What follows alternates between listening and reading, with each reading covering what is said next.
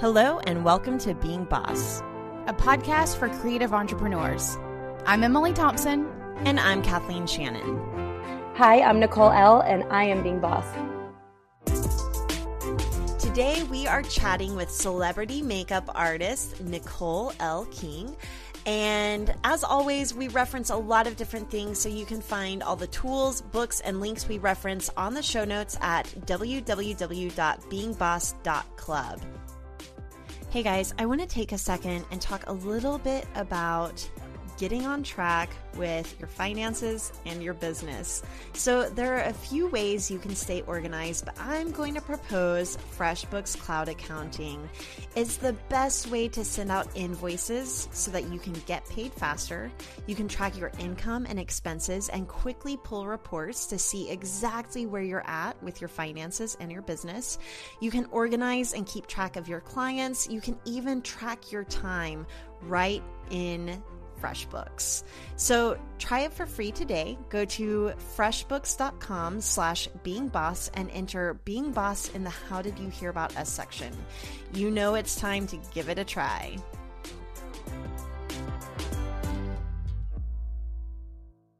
I'm so kind of selfishly excited about today's episode. Because we are talking to Nicole Elle, who is a New York-based makeup artist specializing in print, editorial, runway, film, digital, music videos, and commercials. And I think we all know that my secret daydream is to be a makeup artist whenever I grow up. But it's so exciting. Nicole's worked with so many amazing people, amazing brands, but some names that you might recognize are Candace Cameron. What? Full House, right? Yep. And then I was really excited whenever I saw Carly Rae Jepsen because my husband has the biggest crush on her. She's amazing. Whenever I told him I was talking to Carly Rae Jepsen's makeup artist, he was like, "Oh my God, can you tell her how much I love some CRJ?" That's amazing. I mean, it's so crazy. I mean, like, I personally am not their, personal makeup artist, but it's nice to have the opportunities to be able to work with such different clients and celebrities and, to have the opportunity. It's just, you never know what's next. It's crazy. So let's kind of start from the beginning. How does one become a makeup artist? And I'm so excited to talk to you just because we talk to a lot of coaches and consultants, but I'm really interested in digging into the life of a working artist. I think that this is something I want to talk to more working artists as we get into the new year. So tell us a little bit about your background and how you became a makeup artist. That's exciting. I'm excited you guys are bringing on artists. I was a little like, because it's usually, like you said, coaches and bosses and all that stuff. But basically, I, have always been in the performing arts with choir and band and cheerleading and flag and baton and all of the things performing arts. So I always grew up doing my own makeup and everyone else's hair and makeup and stuff. I went to Penn State where I followed that with marching band. You can laugh all you want. I was a flag and baton. What did you play in marching band? Flag and baton. I twirled. Nice. I was a flag girl back in the day, guys. Yes. Flag girls unite. Right? We are cool. So just because we're in band doesn't mean anything, okay? You guys were the cool part of marching band. I played the French horn. Hey, that's cool. The French horn is cool. It's intricate. We just spun flags. So while you guys are... Well, I feel like I'm in a safe space now knowing that you guys were in band as well. I usually don't tell people that. I love it. So I was, was always in performing arts and all that stuff. And so I went to Penn State and I was originally advertising and marketing. And I loved it, but I just, knew it wasn't for me. And I've always been involved in the arts and all that stuff. So I applied and I actually graduated Penn State with a degree in fine arts and painting and drawing. So I just, always loved that. And as I was doing that, in college, my professors would yell at me because I would constantly be painting women's faces. And they're like, can you just something a little different? Can you just try something else? And I was like, yeah, but it just wasn't where my heart was. And, So after I graduated, just to clarify, you weren't painting on women's faces like as the canvas yet. You were just doing a lot of portrait style art. Yes, very like in your face and like things with mirrors so that when you would look into the mirror, you would see your face imposed on someone else's face. Like it was just really cool concepts of like, you know, bone structure and color theory and, you know, just delving into, you know, the whole human appearance and everything. And bone structure, like I said. So I just had no idea. Everyone was like, so now you're graduating, what are you going to do? And I like hated that question because I was like, I have no idea. I have a bachelor's degree in fine arts. I just graduated college. So after that, I waitressed for a little bit, bopped around. My parents have a beach house down in Delaware. That's where I ended up meeting my husband. And after that, I ended up thinking like, I might want to do makeup. You know, I might want to like actually do this as a profession. So I researched a bunch of schools and I came up with makeup designery in Soho. It's called MUD for short. And it's a 4-month program that specializes in fashion, or they have one where you can do special effects. You could do a whole year long. You can do 6 months. So I just chose the fashion route and just wanted to see where it went. And I just honestly loved it so much that I just never left. I love New York and just felt like there was great opportunities, and you can feel this like pulse of energy when you're here. And it was just like, I was addicted. I had to stay and see it through. So how long ago was that you graduated from makeup school? 2012. So you've been doing makeup for 4 years now. Mm-hmm. So what happens after you graduate? Do you just start working? I mean, how do you get jobs? Yeah, they had a really great, the reason I love MUD so much is because they really set you up. The last part of the class is 301, which is portfolio development. So they set you up with set etiquette, and they like, if you have any questions, you're not just thrown out in the world like, what do I do now? So you leave with a book. So that's great, you know, like experience, having a teacher there to like talk you through the whole experience. But they also have an awesome career advisory board that, you know, is a great launch pad for new artists, just like how to get your feet wet. And I just took off with that. I just did a lot of free work, a lot of low budget work, a lot of anything I can get my hands on just to get my name out there. And I honestly think that it definitely paid off, just, you know, going where it leads and seeing it through. I love that. Well, we all have to start in this place where we're just sort of taking on anything and everything that comes around. But when did you find yourself saying no to free things? Like what was there a moment, or was it just like an evolution of you becoming paid to do what you do? Yeah, I think it was like that first like one job of like getting paid, and like I don't know what it was. It wasn't even, it's because it's not about the money, but it was just like once I realized that there was an income in it, I was like, oh okay. All right. Because, you know, I wanted to see, I, you know, was right out of school. So obviously I wasn't going to be charging high expensive prices and stuff, like just being new myself and just figuring it out. So I think it was an evolution. I don't think there was a point where I was like, no. But I do remember like being so excited for like a $75 job. And I was like, yes, $75 day rate. Yes. Killing it. So, you know, it just really, I think it was an evolved thing, but I'm just like such a people person. I love to like collaborate, and I love being around people and like their energy. And I just feel like that was like, I don't know, addictive to be a part of. Nice. Okay. So now you've worked with a ton of different magazines, a lot of celebrities. What is the day in the life of like for you, but also like, what is the day in a week or month like for you? Do you have slow times? Is it always busy? What's it like? Yeah, well, right now, since I am not agency represented, which is something I'm working towards, you know, it is a lot on my own. It's exciting. Wait, tell us about that. Are there like agencies or freelancers? How does it work? There are freelancers, and then with that, some people can go two ways. I originally have done both, so that's why I think has been steering me to this path. I was originally going more towards film and TV, and I loved it. It was long hours, great cast.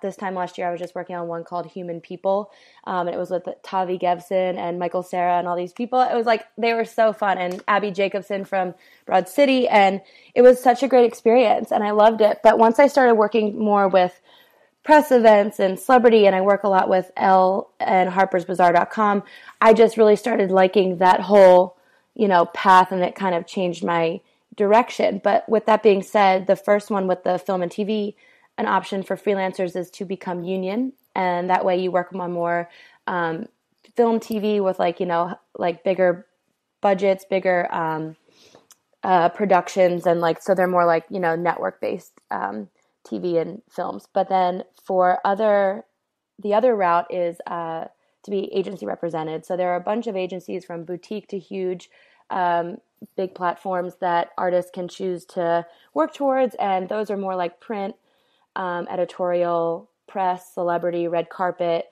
So I don't know, for some reason I've been evolving into more of that kind of direction. And so right now the hope is to become agency represented soon, but I'm kind of vibing on my own right now, and I'm kind of just trying to like see where it leads, but still work towards, getting my name out there and speaking more with agencies and everything.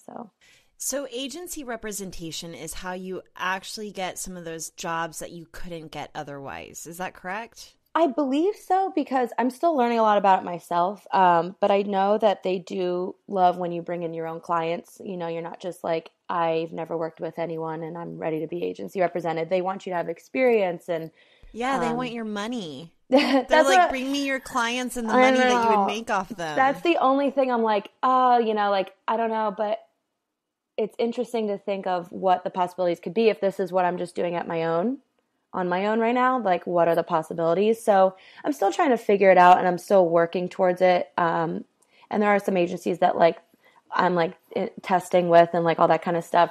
So I don't know. I'm still figuring out my own, still 4 or 5 years in. Once you're agency represented, can you still freelance like on the side, or does that become a full-time job? I think it becomes full-time. It depends where you go. I mean, I worked with a lot of artists who are agency represented, and they're booked all the way until like, I guess this was August, and they had been booked all the way till March or April, like booked solid. And I was like every day. And so sometimes I'm like, oh, that would be so cool, but it is nice right now to have that flexibility. I just got married in September. So I was like trying to hold off on the whole agency thing just so I had flexibility to, plan the wedding, do all that kind of stuff. And now I feel like after the holidays, I'm like hitting the ground running. Well, I came back from the wedding, hit the ground running. So I don't know. I just feel like this is an exciting time, and I'm just like open to wherever it may lead.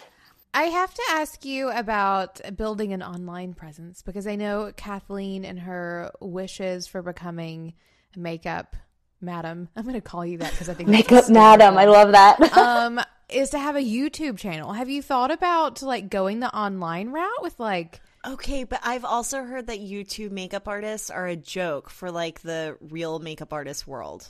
Yeah, it gets. I don't know. That's I don't know the gossip tricky at situation. All. I know. It's like inner politics. I know. I'm like scared. I'm like, oh, what do I say? Okay. No, I hear good and bad things. From like a professional makeup artist standpoint, I feel like it just depends where you want to go with your brand. I'm still trying to figure it out. I'm still trying to figure it out right now, because I am definitely on the path of professional makeup artist, but I'm also having this like urge of entrepreneurial drive that I'm like, I kind of want to do something like on the side when I'm not working, like it goes back to being said, like you said, are you working like weekly, monthly, daily, that kind of thing?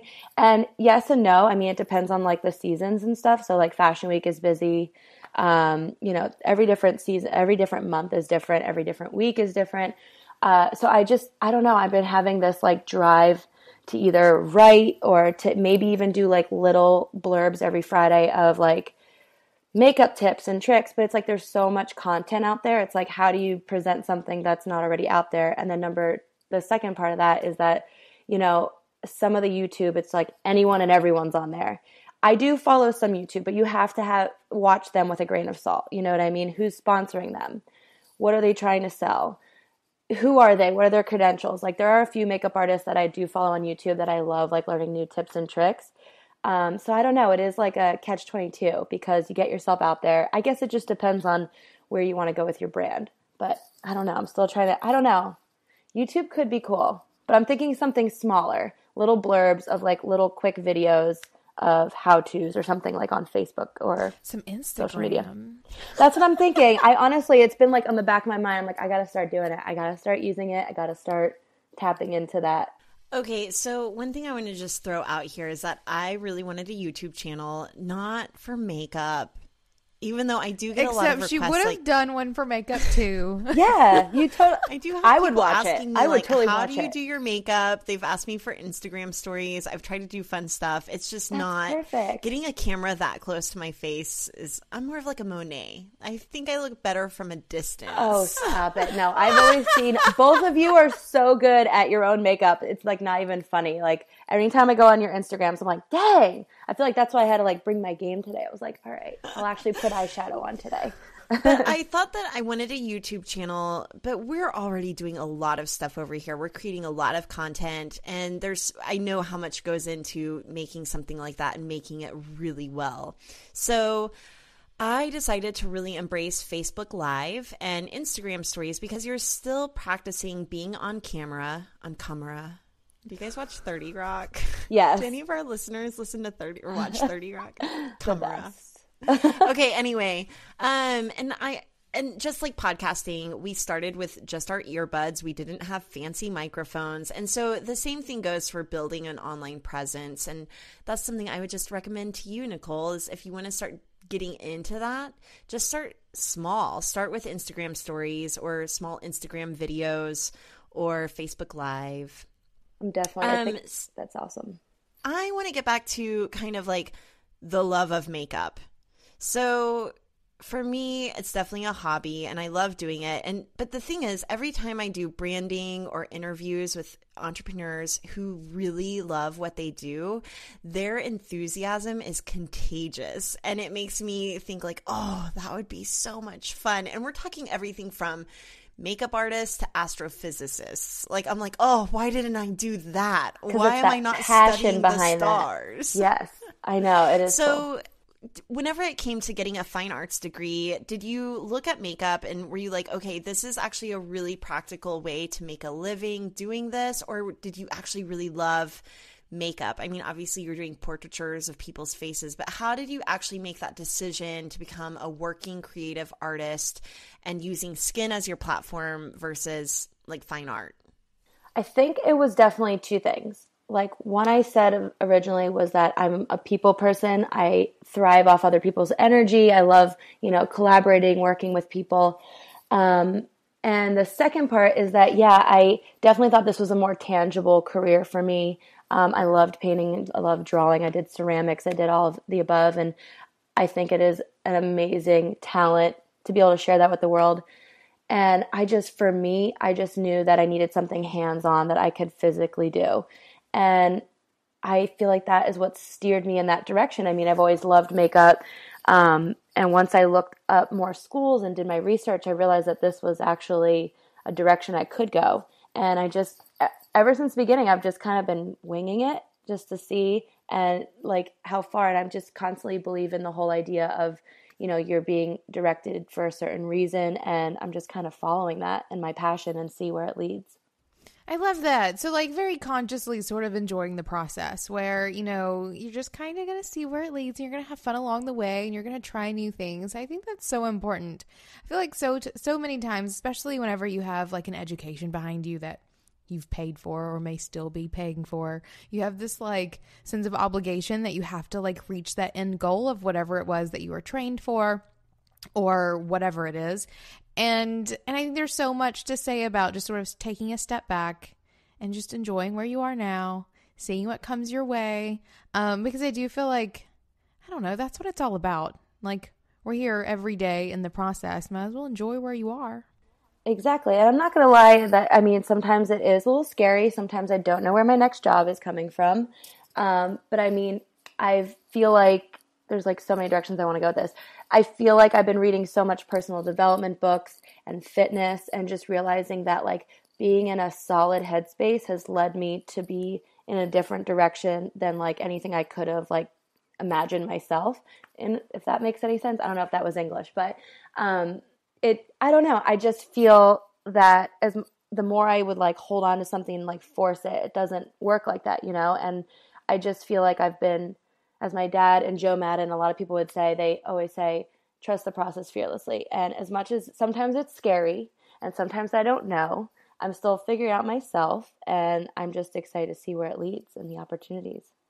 I mean, this is why Emily and I don't do 5-year business plans, because we find that doing a 5-year business plan is so much more limiting than taking it just 1 year at a time. We can kind of map out what we're going to do for the next year, but anything beyond that can close off opportunities for huge growth. And so one of our questions for you was like, how do you scale something like being a makeup artist into something beyond just showing up in the morning with your palette and your brushes and doing makeup into something that can really make you a lot of money?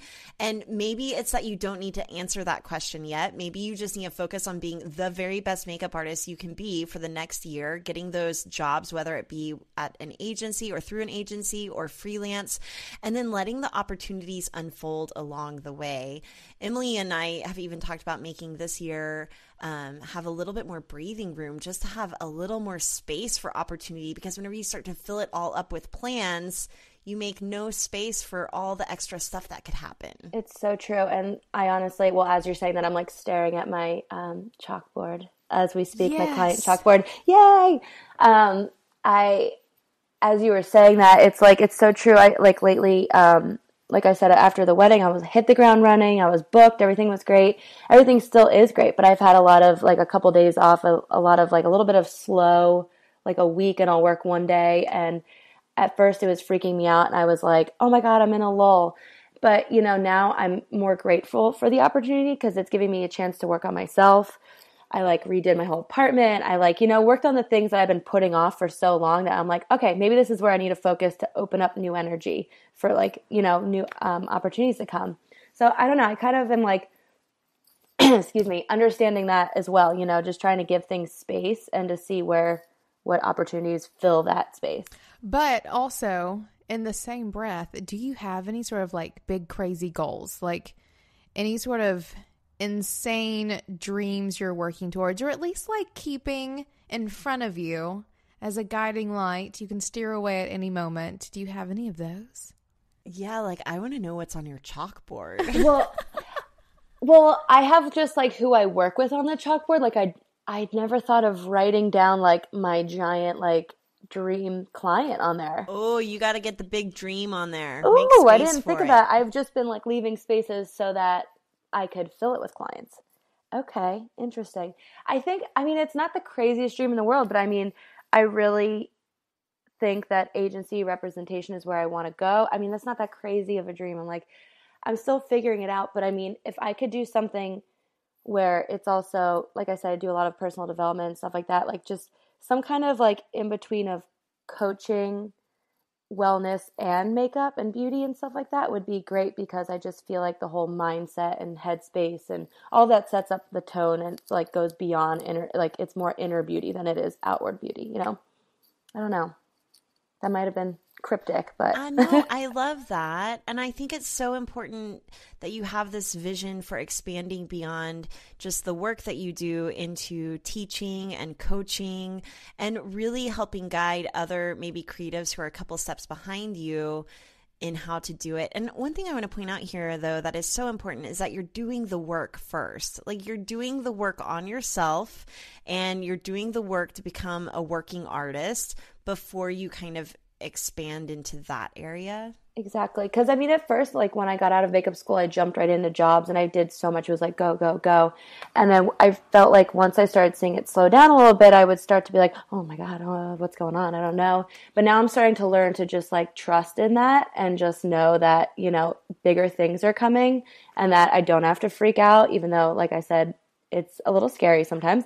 But I feel like I'm in this, you know, I'm on this path for a reason. And if anything, I would love to just help other people, like you said, that are maybe feeling this way as creatives and stuff, you know, I don't know, to make it more tangible. So it's not necessarily to like create your own line of lipstick or your own face care. You want to help other creatives do this too. Yeah, I think so. I mean, because a lot of people always reach out and they're like, you should do your own makeup line, makeup brand, all that kind of stuff. But I'm like, I love the classics and I'm sticking to them. And I don't know. I don't know. It's more of like a connection kind of thing. I don't know. Does that make sense? Well, I want my own makeup line. I'm going to throw this out into the universe. Yes, put it out there.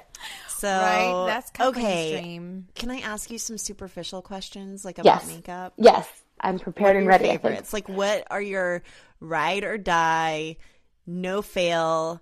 Like, let's talk maybe mascara, liner, lips, foundation. What are your favorites? Mascara that I'm obsessed with is the Maybelline Pumped Up Colossal. I'm obsessed with this stuff. I've used it for years and I won't go back. Just for myself. I mean, I obviously use their Real by Benefit on some of my clients. I love both of them, but this one for drugstore brand, this does the trick. It's my go-to. But for brands, I'm really loving NARS. Their tinted moisturizer is the bomb. It has enough coverage. You can build it up to be like sheer to medium to full coverage if you want.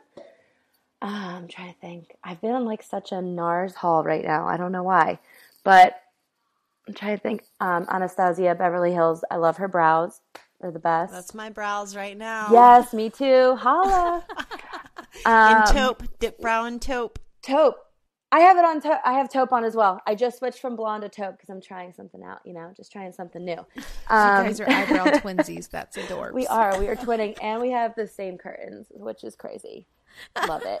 I'm trying to think what else. I mean, in my kit, it depends because it's like for myself, I use a little bit different stuff than like what's in my kit. Like in my kit, it's like Bobbi Brown, YSL, Chanel, Armani. I'm trying to think. You're like all these fancy brands in my kit. And then I use hitting up the drugstore. Exactly. I'm like, I'm going to use like Maybelline Fit, which I love, drugstore. I've just been lately just trying out different things for on the fly, just for like not full face makeup. So I've just been trying little drugstore things here and there. But I mean, it just depends on what kind of work you're doing or I'm doing. That, depends on what kind of makeup and brands I'd be using, Okay, coming back around to business, what are your biggest struggles like whenever it comes to being a makeup artist? Do you ever have crazy clients?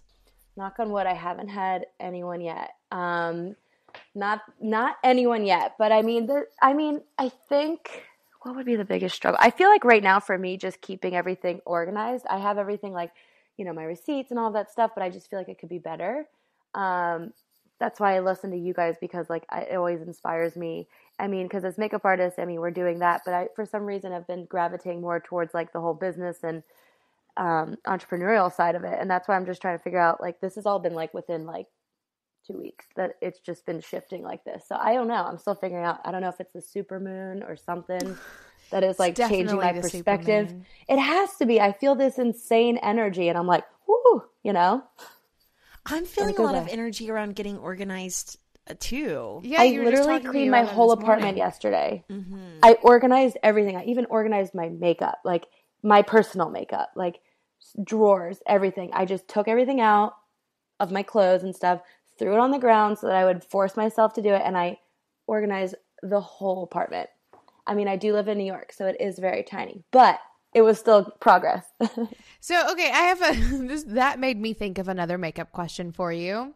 When traveling with eyeshadow, are there any tricks? Because all the traveling I've been doing with Kathleen lately has ruined one of my eyeshadow palettes.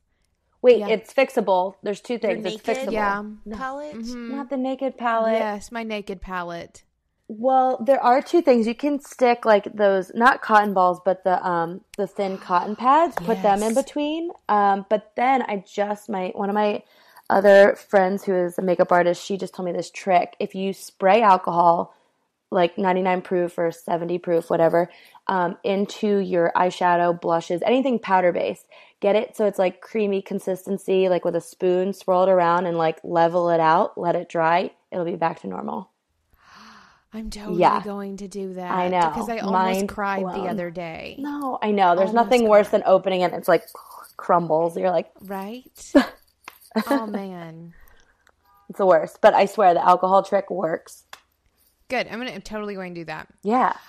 All right. So you talked about struggles. Let's talk about your favorite thing about doing what you do.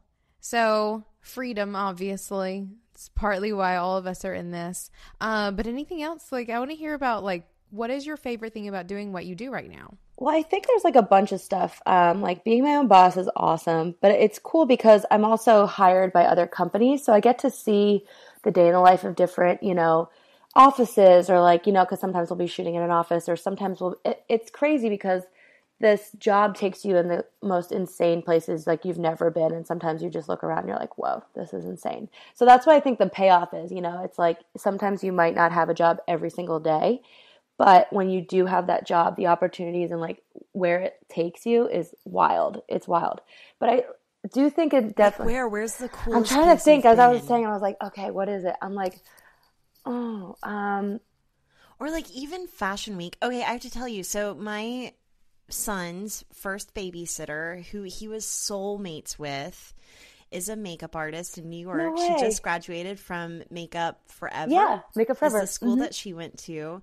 And it's funny because I was chatting with her and she was feeling really almost scared and a little insecure and full of doubt because, well, one, she's like 21 or 22 years old, super young, and anyone's going to feel scared at that time in their life after just graduating. But she told me that she was telling her parents that it's not like someone that graduates from college. Like she's graduated with this makeup degree and just it's not the same. And I was like, what? You're in a better position than someone who graduated with maybe like a geography degree. Yeah, and it's like, I'm makeup, even though it can happen. Those of you that are out there in geography, you can still dream big. But it's, I think, it is hard because, it's a different path than what everyone else takes. So I guess like anytime I ever listen to you guys, like the same thing comes up where that there is no set path, there is no set direction. Everyone just has to figure it out on their own as they go, and you could just, read and learn as much as you can. But I just feel like you don't know until you're like right in the middle of it and you're like, all right, let's go. Let's do it. Yeah. But I was going to say, so my son, his babysitter, she is a makeup artist and she's just trying to make her way in New York also, same kind of thing. So I feel like this podcast is almost like a little shout out to her. Hey. And I just want her to have someone that she can listen to say like, okay, in 4 years, I'm going to be solid. Also, I think that Fox wants to be a makeup artist whenever he grows up. I love it. You guys, his very favorite place is Sephora. It is heaven. Oh, that's for dangerous, him. But in a good way.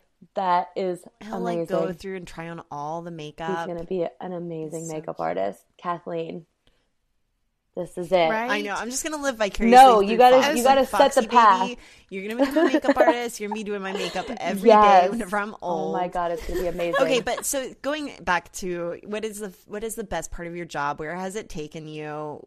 What have some of your favorite atmospheres been? Oh, this is what I was going to say. Coming back around to the babysitter makeup artist, she was telling me that she did Fashion Week and it was insane. She had to do like 30 models makeup in 20 minutes or something crazy. It's almost like a reality show challenge. It is. It's crazy. It's almost like Chopped and you're like, you know what I mean? It's like, it's insane. It's a lot of energy back there, and it's like all so calm out in front, but in the back we're all just running around, and that's the cool part about it. It's like always so fun, like, doing it so physical that like it'll be like 6 hours and you're like, look at the clock and you're like, whoa, like, and you've just been like doing makeup the whole time. It's like, that's fun because you're so zoned in, you know what I mean?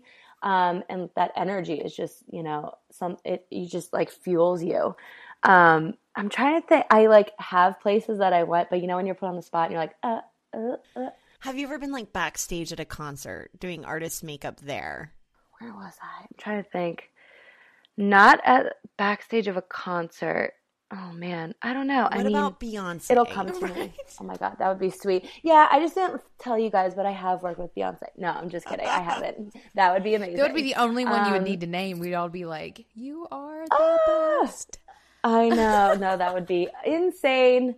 One day we can dream big. Right? That's your big dream. Put Beyonce on your chalkboard. I will. I'm going to write Beyonce right now. And Lady Gaga. Lady Gaga would be my dream to work with her artists because I do follow some of her makeup artists and they are amazing. So I don't know. It'll come back to me once I tell it, like once I think about it because I'm put on the spot. So I'm like trying to think. It has, even if it's just crazy places like just even being in the city, it's like takes you places that you wouldn't normally go in the city. And then when you step back and like look that you're a part of like this shoot that's going on, you're like, I don't know. It'll come to me soon. It'll come to me. But it has been really cool opportunities, and you just never know. Like, you'll be showing up somewhere and you're like, oh, okay, this is insane. I love it, you know? And I think it's that kind of objectivity that really makes being a creative entrepreneur totally worth it. And I've shared this story before on the podcast, but I got to work with a rock star client of my own. And whenever I was working on her website, I was so stressed out because I was just thinking about getting this graphic design done, making sure that we had it in like a website mock-up that I could get to my developer on time. And I was really stressed out about all of it. And then I looked up and I thought, oh my gosh, I am working on my hero's website.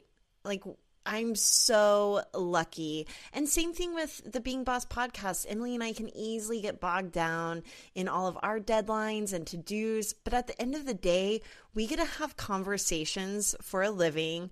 We're getting to write a book. We're getting to do all these really cool things. It's taking us all over the world. And I really had that moment on the yacht in Miami.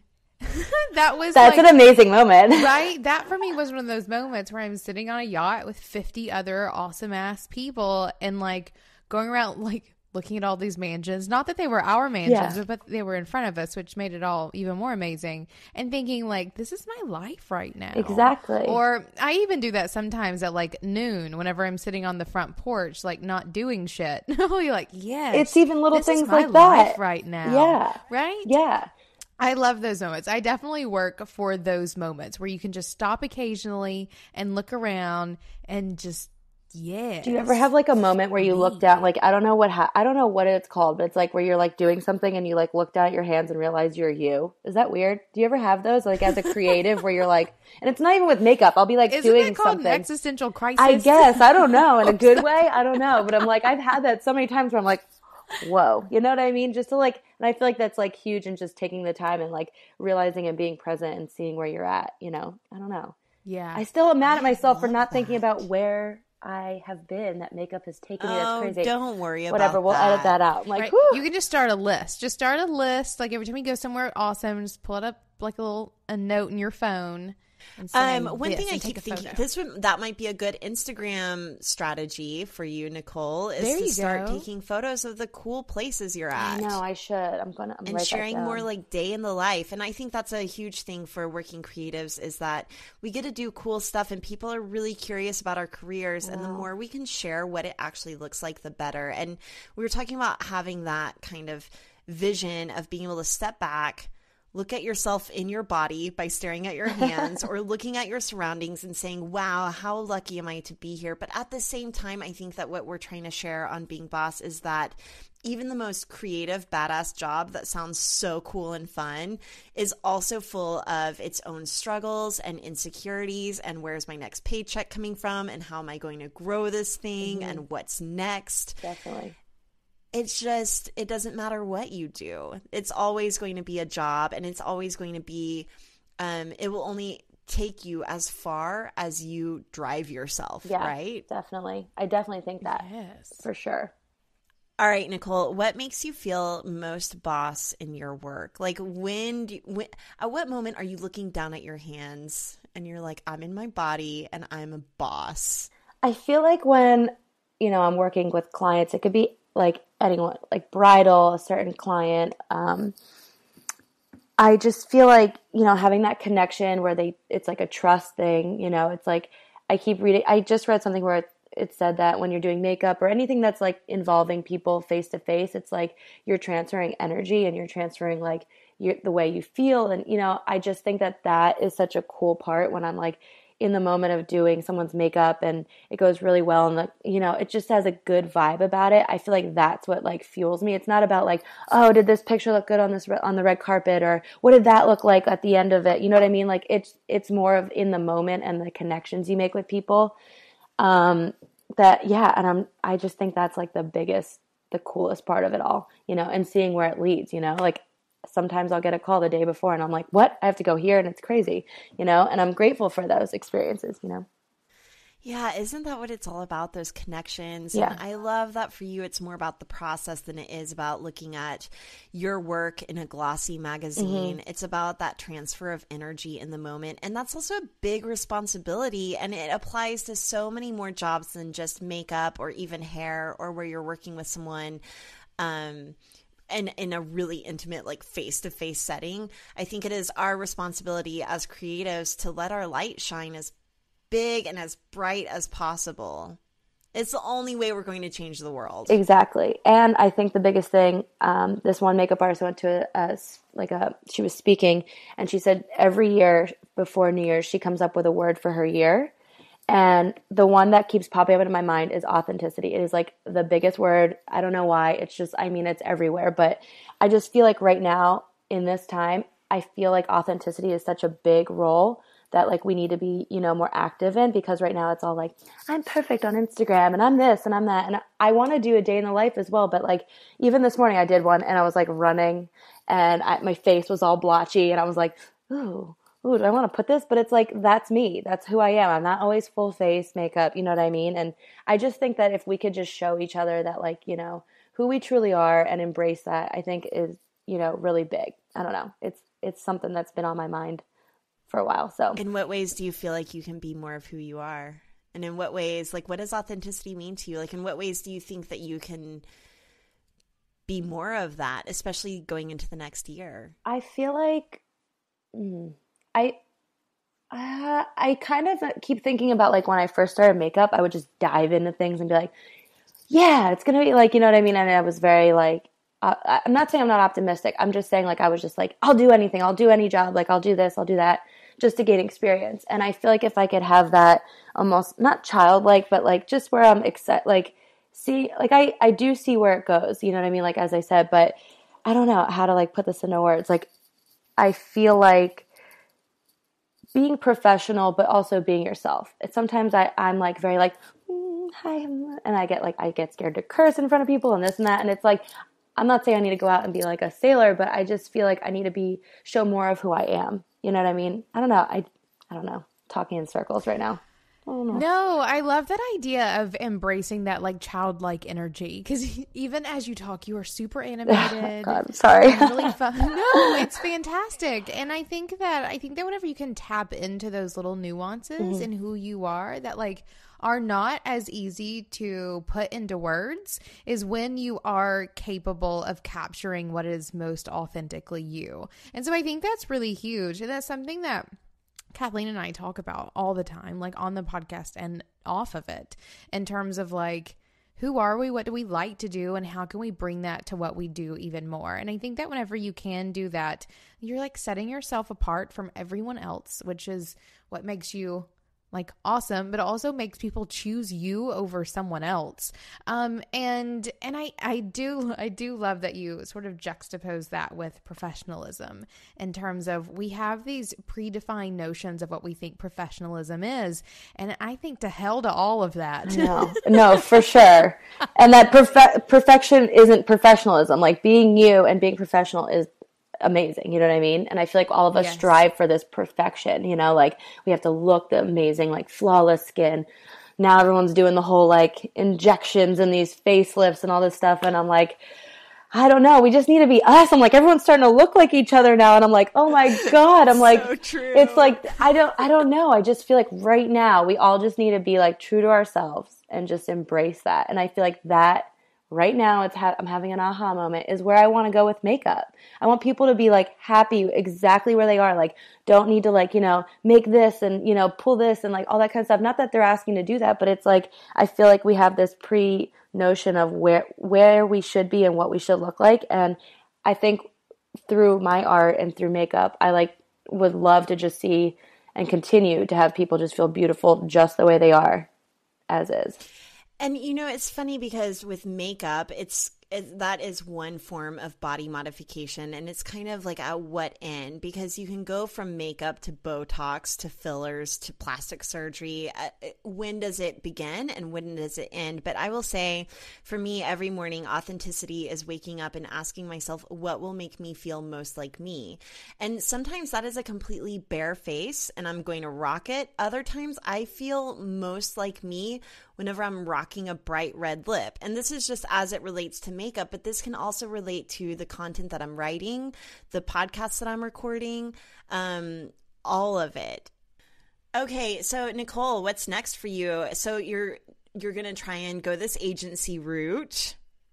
What else do you have going on? Like, what are you going to do to rock it out in 2017? I don't know. I'm definitely thinking towards definitely, I mean, I think more, press, red carpet, celebrity, agency, but I'm also thinking, I don't know, I just want to get more out there with the whole, I don't know, this is crazy because I feel like everyone says this, but I'm really feeling the urge to write, like write a book or write something. I'm going to start with blogs first. We'll start small, but, I don't know, just being more out there, but it's tough because a lot of makeup artists have said that, people want to see a day in the life and like see what you do every day. But there's also a thing where they're saying that, are you concentrating enough on your job that, when you're taking the time to like selfie, are you paying attention to your client as much as you're like so excited about, getting PR and all this kind of stuff. So I feel like I'm trying to I haven't jumped into the whole my personality online and all that stuff, like day in the life kind of stuff. But I kind of want to creep into it and tiptoe into it, I don't know, as not ethically as I can, but, just the right way, just because I've seen now with social media, so many people are just in everyone's faces and stuff. And it is exciting, but it's finding that balance. So I think that is something I'm going to, try and, I don't know, explore. But I'm also we were thinking with one of my friends who is a makeup artist as well, maybe doing a podcast every Friday with wine and makeup tips. I don't know. It could be fun. We'll see. It's just something that's not because I feel like right now I'm, there's so much, like I said, content out there, so many YouTube channels, so many people with something to say. And I feel like finding the right thing to say and the right things to show are what I'm trying to work on and then putting it out. I'm just trying to think of it clearly. You find your voice by using it. Yes. So start using it, start practicing writing. But I think that seeing what's happening and what you don't like about it, like maybe all the selfies or getting distracted from doing your job by taking selfies or focusing too much on your own press or your own brand, I think it's actually an interesting challenge that really creates innovation in how you create content and how you share it. And so whenever you focus on doing it in a different way or in a way that feels authentic to you, then you're going to create something new and something that really resonates with people. Even that's what will help make your voice stand out beyond all the content that's already being created. I love that. So I'm loving that. I wrote a newsletter about this just this morning. Yes. Titled There's Another Way, because I really do believe that. I feel like all the people that we have interviewed and all the people that I've come into contact with, no one is running the same kind of business as someone else. No one is finding their success in a way that's like anyone else. This is my whole thing about creative entrepreneurs is I think we're all creative, not in that we do creative things with our hands, but that we're building businesses in creative ways. And I really do think that we have the ability to find the other way. There's no cookie cutter. There's no set way of reaching anything. It's just how you want to do it. And it takes a lot of trial and error, but there's always another way. I think of people who, are running $500,000 businesses working 20 hours a week with a small team. Or I think of, people who are building huge online businesses, but are not spending all day on social media or whatever it may be. There's another way. And so I love that. You just have to find what way is your way. I love that. Oh, that is speaking to me. I like that a lot. That is right? That's exactly where I feel needs attention. So I am obsessed with that idea.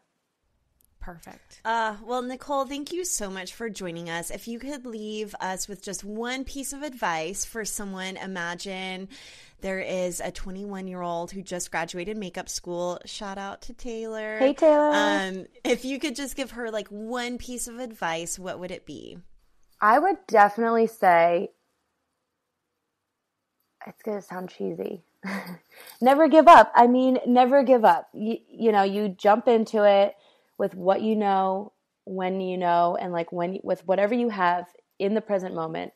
Work with what you have, do your best, try as hard as you can, and just be yourself and just see where it leads. I mean, the possibilities are endless if you're open to it, and I strongly believe in that. And, you know, just being optimistic and open-minded and just be excited for what's next. I don't know. Just keep going. Keep doing it. Nicole, how about you tell everyone where we can find you? Oh, no, it's all good. You can find me at NicoleElleMakeup.com, or you can check me out on Instagram as Nicole Elle Makeup, and the same goes for Facebook. And be prepared because there's going to be some new and exciting stuff in 2017, so I'm excited. Yes. Yay. Perfect. Thank you so much for having me. It's such a pleasure, and you guys are inspirations, and this is like a dream come true, talking and chatting with you guys. I appreciate it. Nicole wanted me to make sure that you guys know that she is not Candace Cameron's main makeup artist. She just does some of her makeup whenever she comes into town to New York. So she was super sweet. We interview a lot of people, and after they record with us, there's always a little bit of a vulnerability hangover, or like, oh, maybe I shouldn't have said that. So that was one thing I wanted to clarify for you guys after the fact. Thanks again, Nicole, for joining us. All right, you guys, I live and die by my Google Calendar. If an event, date, or meeting doesn't make it into my calendar, it is definitely not happening.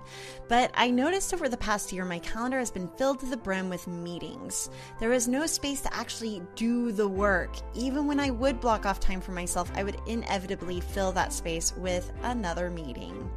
I was having a really hard time sticking to my boundaries, and that's when I finally set up Acuity Scheduling to help me hold myself accountable to my own rules. When someone wants to book a meeting or a coffee date with me, I simply send them my availability with a link to my Acuity calendar. They book an appointment when I make myself available, and that is that. Acuity helps me keep my own appointments with myself just as important as those with other people. Sign up for a free 60-day trial of Scheduling Sanity at acuityscheduling.com/beingboss. Thank you for listening to Being Boss. Find articles, show notes, and downloads at www.beingboss.club. If you're a creative entrepreneur, freelancer, or a small business owner who is ready to take your goals to the next level, check out the Being Boss Clubhouse, a 2-day online retreat followed by a year of community support, monthly masterclasses, book club, secret episodes, and optional in-person retreats. Find more at www.beingboss.club/clubhouse. Thank you so much to our team and sponsors who make Being Boss possible. Our sound engineer and web developer, Corey Winter, our editorial director and content manager, Caitlin Brame, our community manager and social media director, Sharon Lukey, our graphic designer, Jessica Bramlett, and our bean counter, David Austin, with support from Braid Creative and Indie Shopography. Do the work, be boss, and we'll see you next week.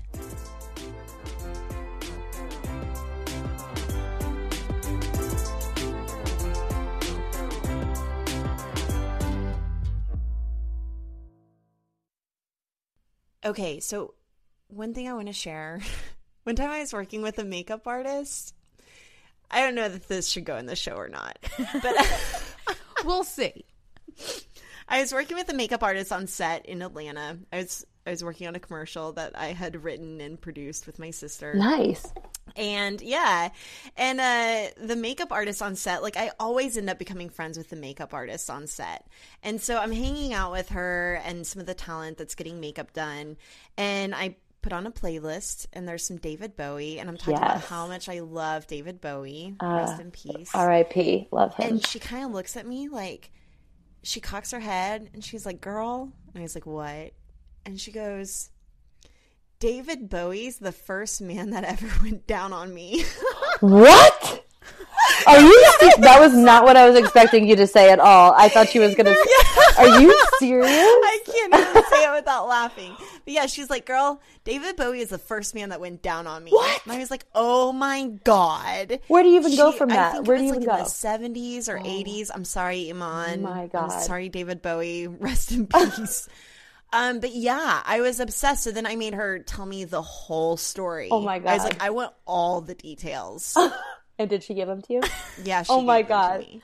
And that is something that you will always amazing. Have for the rest of your life. That's insane. But I'm glad to know that like David Bowie's a gentleman whenever it comes to pleasing his ladies. Oh, David. Who would have known? Who would have known? See, if you would have never put on David Bowie, none of this would even have come to the light. Right, we call that a magic moment. That is a magic moment. It was a magic moment. That's like Labyrinth moment, you know, like David Bowie Labyrinth. Oh, stop. I have to watch that movie now. I have to go watch it. I mean, I grew up watching that movie. Me too. And I feel like it's like an underlying thing in a lot of creatives. It's all like been like, oh, did you watch The Labyrinth growing up? Yeah. Okay. Makes sense. And that's why I'm where I am. That's why we're cool and we're fun and we think outside the box. I don't know. What box? Yeah, exactly. Exactly. Right? Oh my God. Amazing. Love that. Kathleen. Yeah, Corey, I think that would make a great blooper. That would. Honestly, just throwing that out there. Exactly, because it's not what anyone was good. I did not expect you to say that. We're going to get so much hate mail. Why? No, we're not. Whatever. Sex is a thing. People have it. Mm-hmm. Right?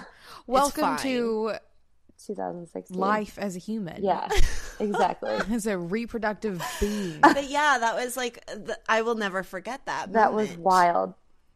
When was this? This was probably 9 or 10 years. No. I mean, I bet it was like 10 years ago. Oh my gosh. Wild. Yeah. Wild. Yeah. All right. All right, Nicole. Sorry, I didn't mean to derail us. No, I love it. It's fun. It's what you do, honey. It's good. I like it. And always for good reasons. I love it. It's good because it makes us like leave and then come back. You know what I mean? Like it's good because like I'm still trying to process where a cool place is that I've been. Where's the I was about to say I'm like now processing what it would be like for David Bowie to go down on me. Oh my God. Just zoning out into the distance. She's just like, duh. Right, Kathleen's done. She's tapping out for this episode. Oh my God. I love it.